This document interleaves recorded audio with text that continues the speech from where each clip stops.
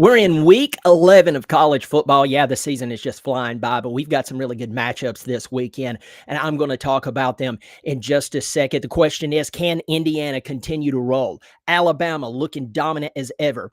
Ohio State topping the first college football playoff rankings. These are really good questions. We definitely will get answers this weekend.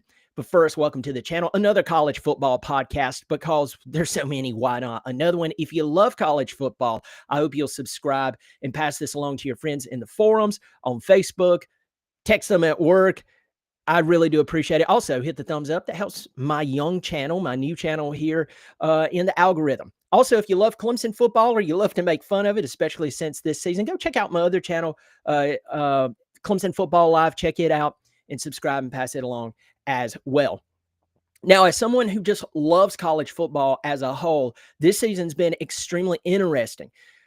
Indiana, probably the best story in all of college football. We know what they did last year, but the question remained, can they do it again? Now, in the past, we've seen teams be very successful in one season. Illinois did it with Ron Zook. But after that one season, things really didn't go that well. We've seen South Florida in the past 15 years have a really good team, and then suddenly the next year they were not that good. We could keep going. But Indiana has answered this question with an extremely strong, yeah, we're for real. And look no farther than their coach, Kirk Cignetti. Now, this weekend, Indiana travels to Penn State. They're 9-0, 6-0 in the Big Ten, ranked number 2 in the country. This team looks unstoppable. They're playing against a 3-5 Penn State team. Yes, we know what happened with James Franklin. But they go into Beaver Stadium as a 14.5-point favorite. And this team looks unstoppable. Fernando Mendoza, the guy that's, to me, the Heisman Trophy favorite, he's putting up the numbers and he's having the success where he's having the success with Indiana. I think, to me, this screams Heisman Trophy winner. He's passed for 2,124 yards, 25 touchdowns, and only 4 interceptions. Now, the key for Indiana going into this game, into Beaver Stadium, a dejected place, a dejected fan base, is focus. You must focus. Now, I know that a lot of people, I made this comment about a few other teams. I made it about Indiana over my concerning my last few videos discussing them. And I've had Indiana fans, which, by the way, they're showing up by the droves. And I appreciate that. I'm glad the Indiana fan base is here. I'm glad you have something to be excited about. I get it. But I've had them say, hold on. Kirk Cignetti is going to ensure that they are focused. Now, I'm not going to push back on that too much, but I will tell you this. We are in the focus part of the season. I said about Georgia Tech, a team that I believe you're much better than, okay? But I said about Georgia Tech, Brent Key's biggest obstacle right now, focus. Focus. Well, they just dropped a game to NC State. Well, you could say we're better than them. Again, I believe that. But there's been a lot of teams that got into November undefeated, and they look at the team who's playing them, who's lining up across from them, and they're going, we're going to beat these guys. I mean, right now, as the making of this video, Indiana's a 14.5-point favorite over Penn State. This screams, yeah, we're going to beat them. Now, Cignetti is the man. He can keep you focused, but each player has to choose to focus. And that is the key to this game. I believe that Kirk Cignetti keeps his team focused, or else they will absolutely face the penalty from him. I believe that Indiana wins this game, and I believe they cover the spread. I'll take the over. Indiana wins this game. That game's 12 o'clock on Fox this Saturday, so go check that out. I'm going to back up to a game. Friday night, you have a top 25 team playing a team that's 5-3, 3-2 in the Big Ten, and no one's really talking about. You have Northwestern traveling to the Coliseum to play Southern Cal, ranked number 19, 6-2 overall, 4-1 in the Big Ten. Southern Cal's a 14.5-point favorite. But Northwestern, folks, Northwestern is 5-3, 3-2 in the Big Ten. We're only a few years removed from everything that went on up there. This looks like a game to me that Lincoln Riley and his team could overlook. Sure, Northwestern has a winning record. But no offense, Wildcats. The truth is, this is not an amazing game. This is not a game that Southern Cal fans has circled. And that's exactly why Northwestern stands a chance in this ball game. Just like I was talking about with Indiana just a moment ago, the key to this part of the season for teams is focus. A loss is a loss, a win is a win.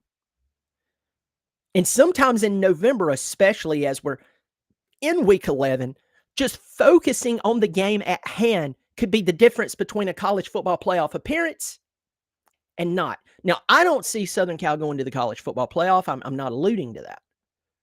But their season can be better. They only have one loss in the Big Ten, and maybe some of these Big Ten teams starts to cannibalize themselves. I still don't think they'll make it to the Big Ten championship game because Indiana and Ohio State are rolling, and I believe they'll stay undefeated. But Southern Cal could have a solid season.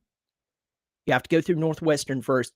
I do think that Southern Cal pulls this game out, but I don't see a 14.5-point game. I'm going to take the under there.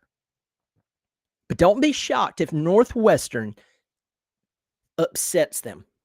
And I'm going to mark this as an upset special. I see Northwestern potentially beating Southern Cal on a Friday night, 9 o'clock on Fox. Y'all go check that out.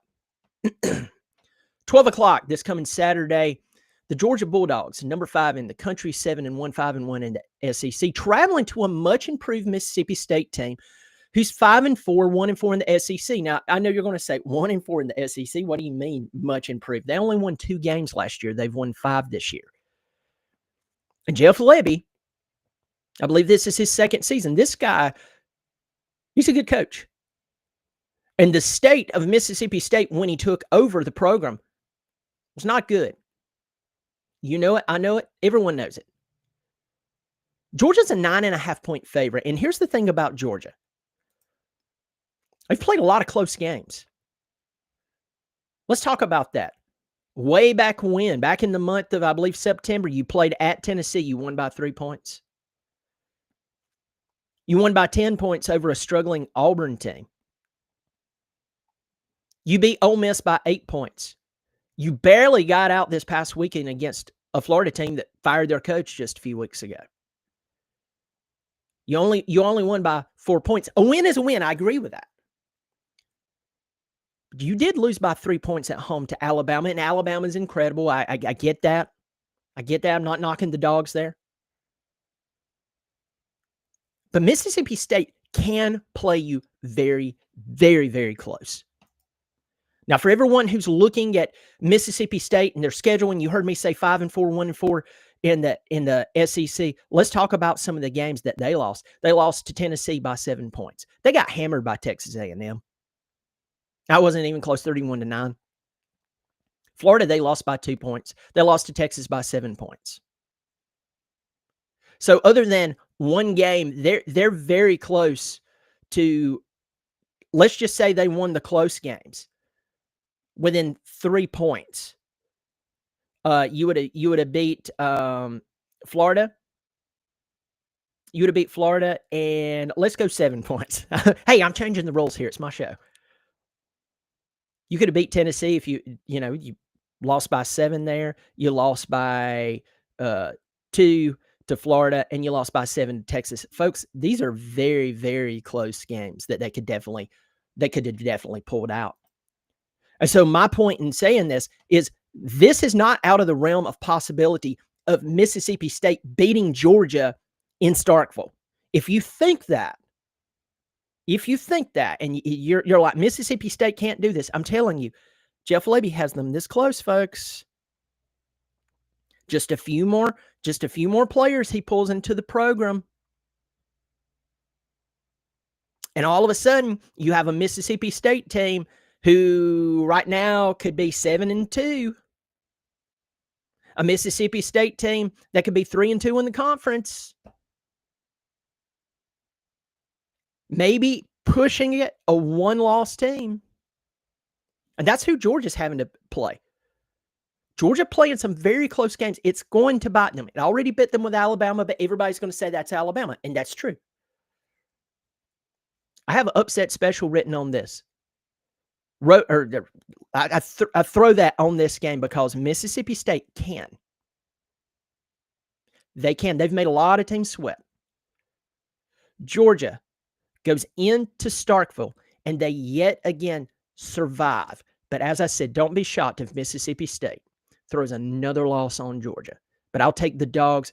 I'm going to take the under 9.5. Next up, we got some really good games at 12 o'clock, some solid games at 12 o'clock. We have number 7 BYU, 8-0 in overall, 5-0 in the Big 12, playing against Texas Tech and that oil money. We've all heard about how much money they spent on their football team, and they're getting a good return on investment. They're 8-1, 5-1 in the Big 12. They're traveling to Lubbock. Texas Tech's a 10.5-point favorite. 12 o'clock on ABC. Now, let's talk about BYU first. We know what happened in the offseason with Retzlaff. He's at Tulane.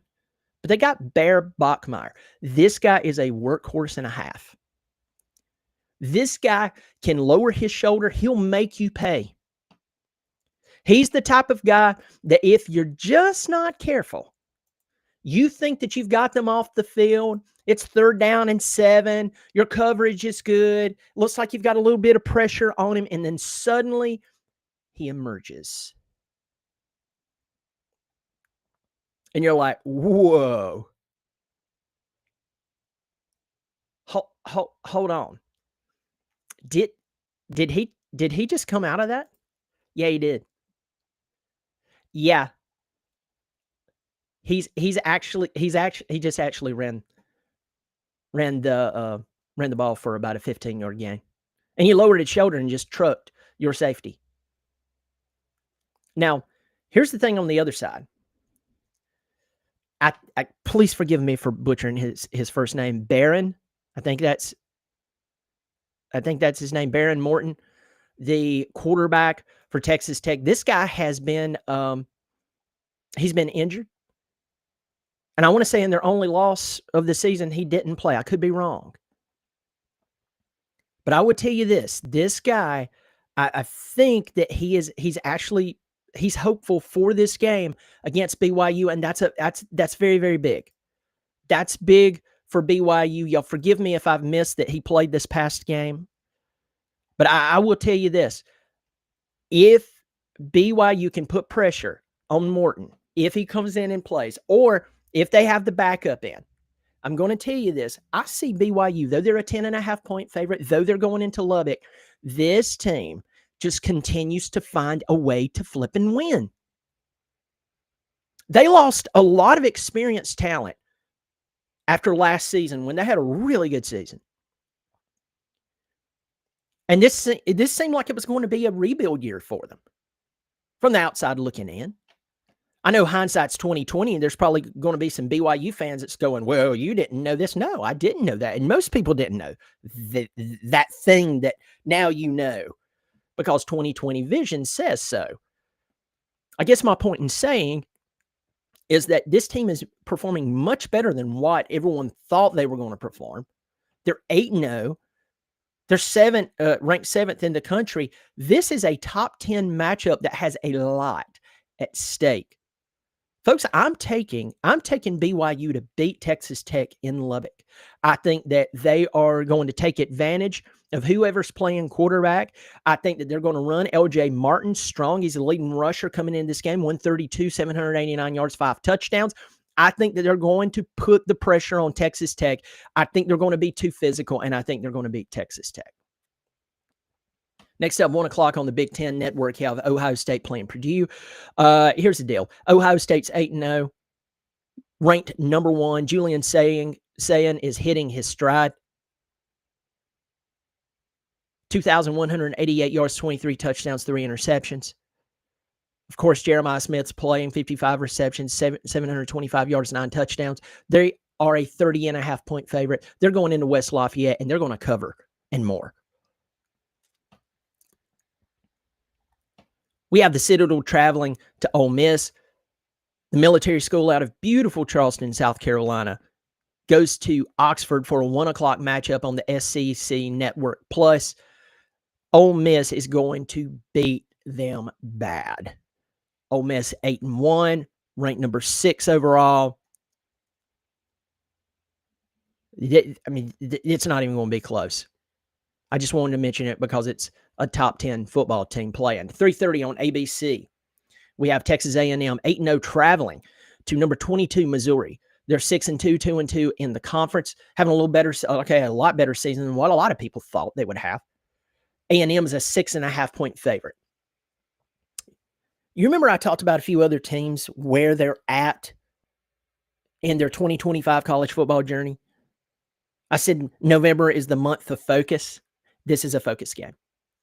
Missouri is not a bad football team whatsoever, and they could definitely beat Texas A&M. Again, A&M's a 6.5-point favorite going in this game. But a focused Texas A&M football team, I'm talking about across the board, the players on the field, their backups, the coaches, all the way down to the water boy. If they're focused, A&M wins this game by 14 points. They have the talent, they have the ability, they have the momentum, but focus. You have to focus in this football game. Let me rephrase that. You don't have to, and you can lose. That's it. Right now, Texas A&M is in complete control of their destiny.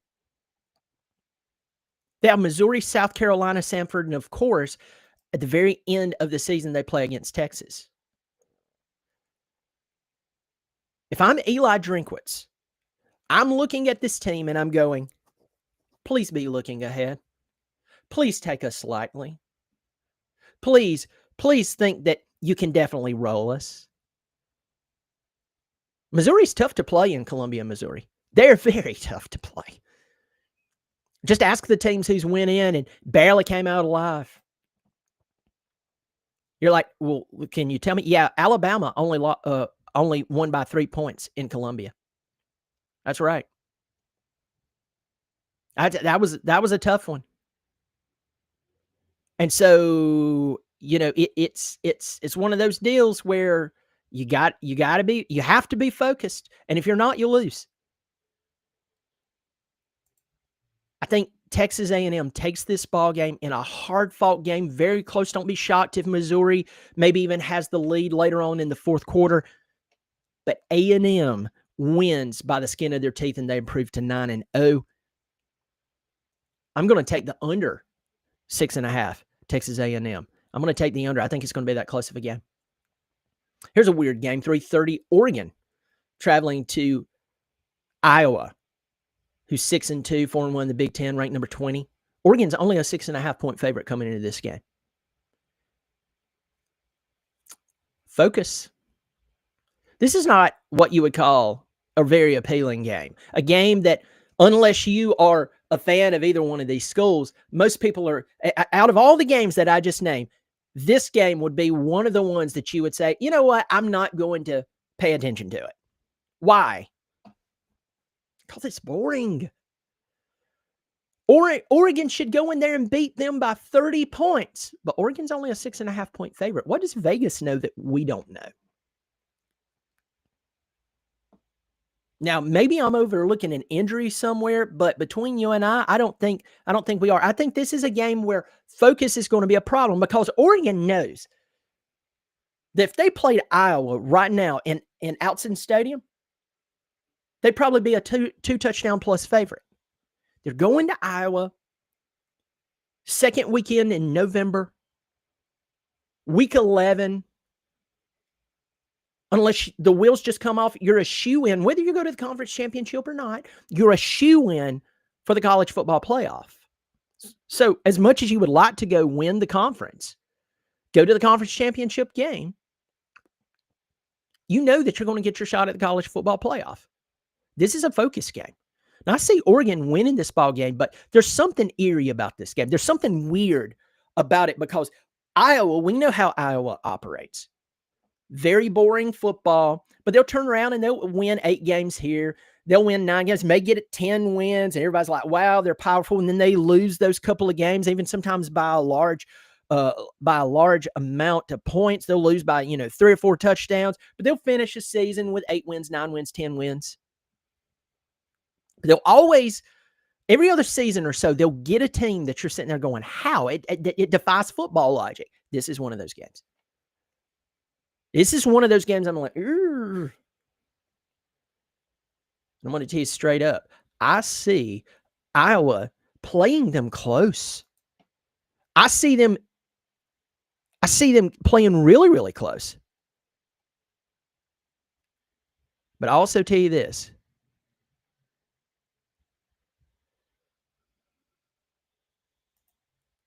I see Oregon being a little too much and getting out of there, sweating blood, with Dan Lanning yelling, "What happened?" I'm just glad to get out of this game and improve to 8-1. Next up, we have Auburn. Auburn traveling to Vanderbilt. Vanderbilt's a 6.5-point favorite. This is 4 p.m. on the SEC Network. Hugh Freeze, this will be their very first game without their head coach, Hugh Freeze. I'm just going to pause there and say there's so many jobs right now open. I don't know. No offense, Auburn Tiger fans, but things haven't worked out so well for Auburn and hiring coaches and then firing coaches. I don't know if that's going to work out well for them at all. It's a lot of distraction going on. They're 1-5 in the SEC. They're 4-5 overall. They're going to a Vanderbilt team who was ranked number 16. They're 7-2, 3-2 in the SEC. And right now, Vanderbilt has a chance to take advantage of home field advantage. They have the opportunity to take out some of their frustrations with a 3-point loss to Texas. They were getting blown out by Texas. And they came all the way back and only lost by 3 points.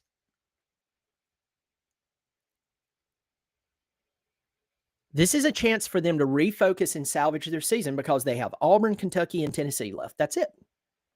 You're coming down the home stretch. This is where Vanderbilt's season can look really incredible, or this is where it can, even with Vanderbilt enjoying, they could lose the rest of their games and be 7-5, but do they really want that? This season's too special for that. Again, this is a game for focus. This is a game for Pavia to show out. This is a game for Vanderbilt's defense to go out there and stop Auburn and not allow a bunch of points to be given up. Auburn is down. Kick them. Don't give them false hope. Don't allow them to rally on the sidelines with their head coach linking arms going, hey, guys, I know we lost Coach Freeze, but we're still a football team. Let's go ruin Vanderbilt's season. Don't give them that moment. Make it seem like a cheap slogan the interim coaches preaches to their team only to get their butt kicked and realize it just wasn't Coach Freeze. Now, Vanderbilt, I believe that this game has upset written all over it with Auburn. Auburn's had some really close games this season. They lost by 7 points to Oklahoma, excuse me. They lost by 6 points to A&M. They lost by 10 points to Georgia. They lost by 6 points to Missouri. They lost by 7 points to Kentucky. And we all know what went on in that Georgia game. We all know what went on in that Georgia game. We saw it. And I'll save my rant about holding officials accountable. Not all officials are bad, so let's not make everybody guilty by association. But at the end of the day, Auburn has played close with some really, really good football teams. And going in and beating Vanderbilt, no matter if they did just fire their head coach, no matter if they have lost 5 out of the last 6 ball games, don't you dare think that Vanderbilt can't lose this ball game and that Auburn is just a terrible, awful, bottom-tier football team. Nope, then you'll definitely lose. I'm calling Auburn to go in and beat Vanderbilt. I was about to say Vanderbilt's going to pull this out. I just have this weird feeling. Maybe it's the food I ate last night. I need to take some Pepto, but I believe that Auburn is going to beat Vanderbilt. I'm pulling for Vandy, but I think Auburn's going to remind everyone, hey, go back and look at our schedule and how we lost. Yeah, we still lost, but go look how we lost. Got to wonder if Auburn, if they're looking at those losses and realizing they were much closer, a few things could have went their way. And yeah, you were paying Coach Freeze, but here's the deal: LSU and Florida, those jobs are open. And I'm going to tell you this: if a big time coach is offered those jobs versus Auburn in its current state, they're not going to Auburn. No offense, but it's just the truth.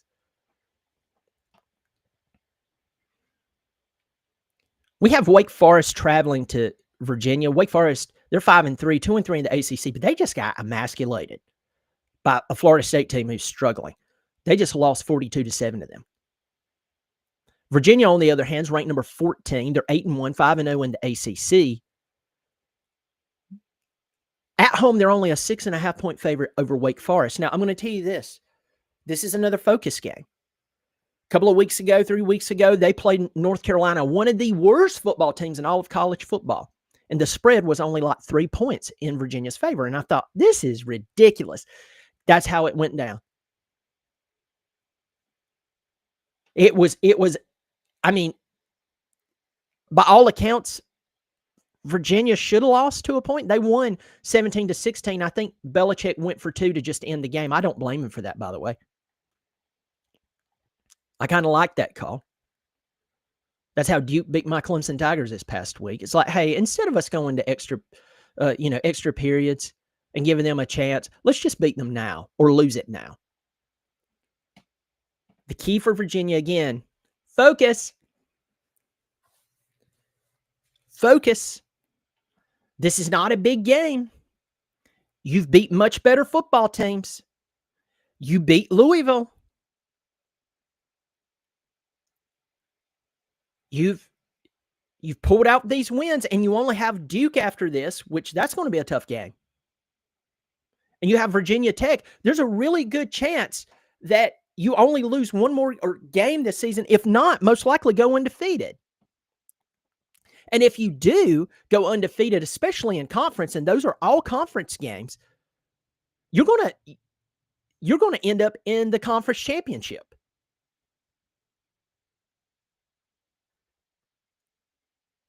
If you lose one game, you're going to be in right now a 3-way tie with Georgia Tech and Pittsburgh. I take that back. You're going to be in a 1, 2, 3, 4, 5, and you would be number 6, 6-way tie with a bunch of teams with one loss. You need to win this ball game. You need to stay focused. You can't let this fall apart. I think Virginia pulls this game out, but I'm going to tell you, I think I think it will be close.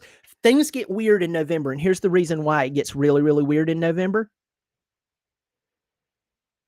I'll make this very clear. The reason things get weird in November is because people begin to look at their success. They begin to buy into their success, and they forget that they have games in front of them, teams that they should beat by 2 or 3 touchdowns, sometimes 4 touchdowns. And now these teams have an entire, well, up to this point, 8 games of this season, 7 games of this season on film, and they're breaking it down. And they're learning from the mistakes of other teams, and they're looking at the success that other teams who almost beat you or did beat you. NC State did beat Virginia, but that did not count as a conference loss, though they're in conference together. It's one of those weird games, one of those weird preseason arrangements. Oddly enough, that didn't count. But everybody saw NC State beat Virginia. They've also seen Virginia struggle with North Carolina. So what are these coaches doing? They're looking at that film going, is there anything that we can extract from this that our skill set can do, and we can go out there and hand them a loss? If Virginia's not focused, they can lose this game. I see Virginia winning the game and moving on, but I think this is going to be one of those close games. 7 o'clock, ESPN2. We have California 5-4, 2-3 in the ACC, traveling to number 15, 7-1, 4-1 in the ACC, Louisville. Louisville is a 20.5-point favorite coming into this ball game, and I'm going to tell you right now, I believe that they're going to win this game, but I don't believe by 20.5 points. California's quarterback, who I will not even attempt his name right now. This guy This guy can play. He was, I think, the top recruit in all of the ACC coming in, true freshman. Almost 2,200 yards, 11 touchdowns, but 9 interceptions. How much of that is on him? How much of that is on receivers not running the right route? I don't know. I think California will actually play them solid. I think that California will actually come out swinging. Brohm has his team, I believe, focused. I believe Brohm is looking at them and saying, listen, guys, here's the remainder of our schedule. We have California. We can beat them. We play Clemson at home on a Friday night. That, even when Clemson was good, didn't bode well for them then. Over the past 3 or 4 years. You're playing at SMU. You can beat SMU, trust me. And you're playing a terrible Kentucky team. Now, we know that Kentucky team is going to play really hard against you. It's a rivalry. Kentucky has dominated over the years. I think Louisville got their first win against Kentucky in a while last year. Here's the point. This is a focus game, but you can definitely end up winning your way to the conference championship. And if anything, win out and maybe sneak in with an at-large bid into the college football playoff, even if you don't make the conference. I think Louisville actually takes this game. I think that they're focused. I think that Brohm has them playing well. I don't see them covering the 20.5. I'm going to take the under there. I see Louisville winning the game against California this coming Saturday night. 2 more games, and I'm calling it 7:30 ABC. This game is massive on paper. As soon as I say the name, your mind's going to flash back to all of these incredible matchups, but this is not one of them. You have LSU 5-3, 2-3 in the SEC. Playing it at Tuscaloosa against number 4 Alabama, 7-1, 5-0 in the SEC. Now, Alabama's a 9.5-point favorite. I figured they'd be a little more favored in this game. LSU, they lost their coach. We all know what happened there. And LSU, they're going to pay a lot of money, and they're going to go after someone.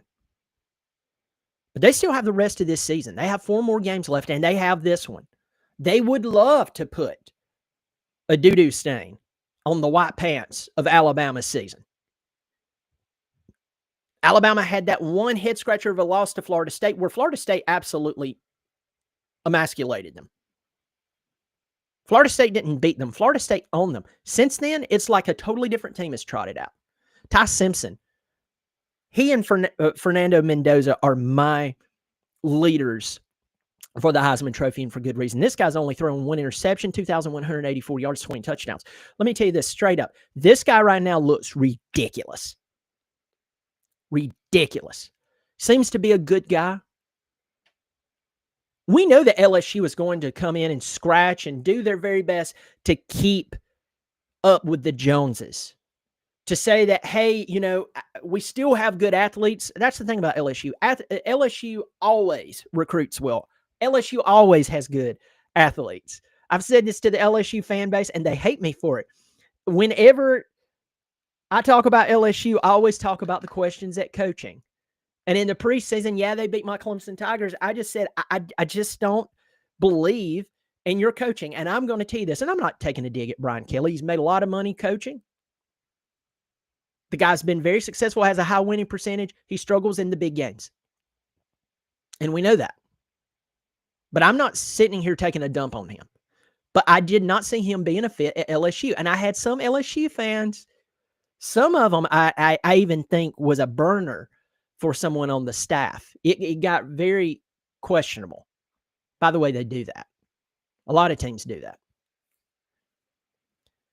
They have a burner account, and they go in and anyone who criticizes the team, it's almost AI driven. But anyway, I told them, I said, you've always had talent. I just don't think that this is going to work out for you. And now they're 5-3 and they're without their coach. Again, LSU, you've always had a lot of talent.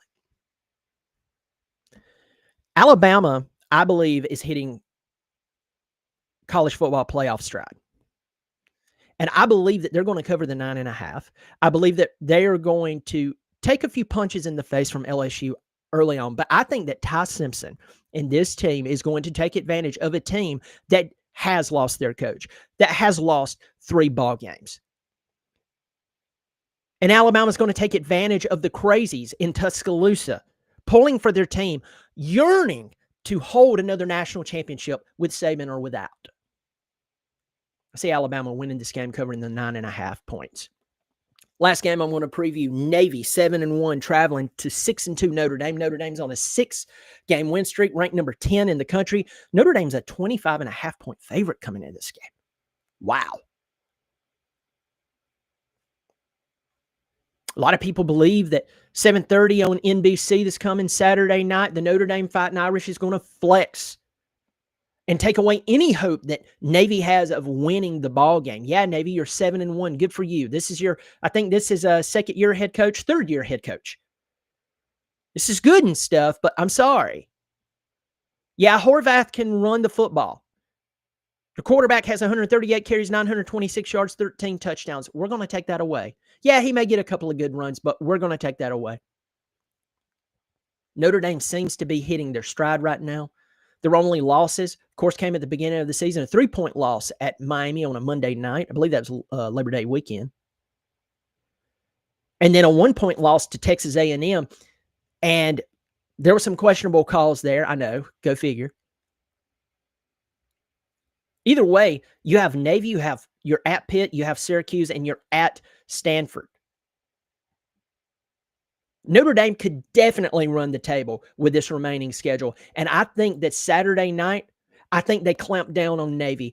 I think they make it very, very clear to them that whether anyone truly believes that we should be ranked in the top 10 or not, it doesn't matter. We're going to go in. We're going to beat you. We respect what you do off the field. We respect that you're a military academy. And we're not going to take you lightly. We're definitely not going to show you some honor to where we give you a chance to beat us. I think Notre Dame wins. I'm going to take the under of 25.5, but I see Notre Dame in a strong win and improving to 7-2, dropping Navy to 7-2 themselves. Folks, let me know in the comments section, who do you see winning this football game? Who are some of the games that you're like, that's an upset? Where do you think I'm wrong? Where do you think I'm right? I would love to hear that. Hey, listen, I hope you drop this video in your fan base. Let them know, hey, at the 6-minute mark, he was talking about our team. Drop it in your forums. Drop it on Facebook. Pass it along on X. And I hope you'll subscribe. It is free. Check out my Clemson channel, Clemson Football Live. Check it out. Even if you want to make fun of Clemson in the terrible season that they're having, it's awful. It just can't. Every time you think it can't get worse, it just gets worse. But anyway, get to the quick comment section here. Got Big John in here. Good morning, Professor. I'm making sure I have Comedy Central available for 7 p.m. Saturday. He's talking about Clemson. Good to see you, Big John. Thanks for supporting the channel. My old buddy, Eric Boggs, the College Huddle. Give it to me, Brian. Love to hear you talk about Ohio State. Yes, I picked Ohio State. Yeah, I picked them to win this game. Good to see you. Without their starting QB, A&M should cover in Columbia against Mizzou. So they're out without Marcel Reed. I missed that. I still think that, yeah, I'm with you. Kaysen and Chloe, I would love to see Texas Tech versus A&M like now. That game would decide many playoff probabilities. I really like that. Good to see you, Kaysen and Chloe. Let me see. I got you in here. Drop it like it's hot. Yeah, buddy. And then Tony V, go IU. Pick Indiana to win. I hope you'll pass it along, Tony V, to all of your Indiana fans. Hope you'll drop it to them, letting them know I'm praising them. I'm believing. This team's proving it to me every week that they're a legitimate contender. I'm not going to say that they're going to win the national championship, but every week they're showing me that they are truly a contender as this season shakes out, and we see teams drop because they just can't stay focused, or maybe they get exposed. So anyway, folks, thank you so much for joining me. I'll catch you next time. And, I have nothing.